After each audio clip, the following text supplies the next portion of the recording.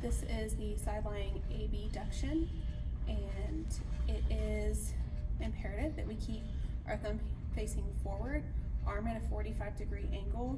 This is going to be focusing on the supraspinatus, and we're going to have a 2-second count up, 6-second down, making sure we do not go above the knee because that is the impingement zone, which is what we do not want.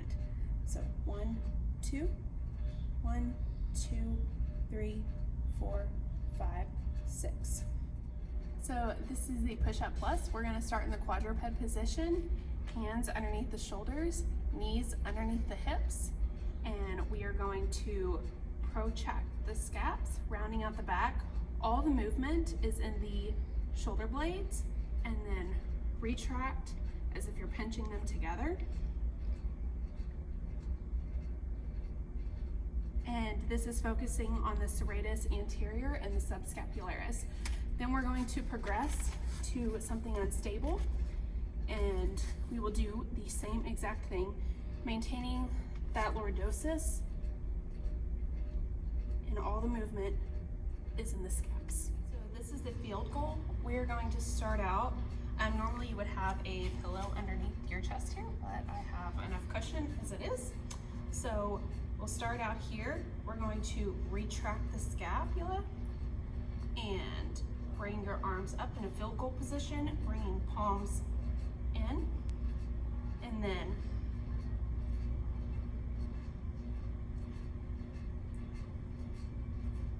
you're going to maintain that retracted scap throughout, and that is 1 rep. So again, it's retract, 90 degrees, palms in, rotate, maintaining that retracted scapula, and relax. And that is focusing on the rotator cuff and the scapula stabilizer. This is concentric eccentric, and we're going to start in this position here, like you're saying, look at my bicep, and you're going to keep your arms low, your shoulders low, and your elbow is going to be on the ASIS. So you're here, look at my bicep, and then as you go into external rotation and push up, go team, and then you are going to resist the drop arm, going into internal rotation like a disco, and making sure that your shoulder blades are retracted throughout each rep. You reset at the beginning, so look at my biceps, push into external rotation, go team, and then disco across the front, resisting the drop arm, and internal rotation. So this concentric eccentric exercise is working the infraspinatus, teres minor, and posterior rotator cuff. This is the modified empty can. So what we're going to do is we're going to start with the arms 45 degrees out in front of us, thumbs pointing down in the scapular plane, and you are going to be focusing on the supraspinatus. And what you want is slow and controlled movements. That way you are not throwing the weight backwards. So we're going to start here, and about halfway up we start spinning the thumbs inward, and at about 100 degrees we push the arms back and we bring the weight back down. Again, making sure that they are slow, controlled movements and you are not throwing the weight. This is elbow flexion with pronation and supination. We're going to start here in a supinated position, and we are going to bring the bicep up. This is focusing on the bicep, and we're going to bring it all the way up into the occiput, and then control that movement back down. This is also a 2-second workout, and then 6 seconds back down. And then we are going to go into pronation, focusing on the brachialis, and we are going to bring it up to the occiput, and then straight back down. This is subscapularis pull. This is going to be our start position with the thumb up.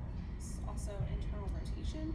So we are going to start using the elastic resistance and internally rotate the arm and trying to touch the thumb to the inferior border of the opposite scapula, and then back out to the start position. This is external rotation with subscapular retraction, focusing on the teres minor and infraspinatus.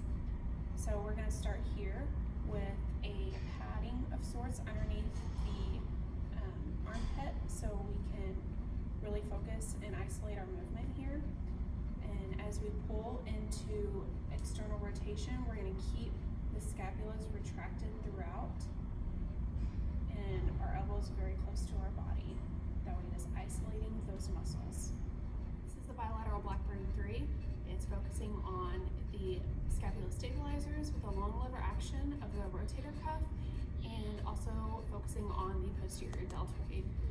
So normally you would have a disc underneath here or a cushion of sorts, but I have enough cushion of my own.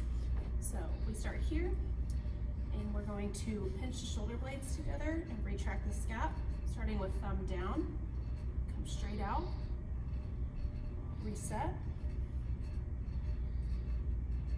turn your hands in, palm down, reset, thumbs up,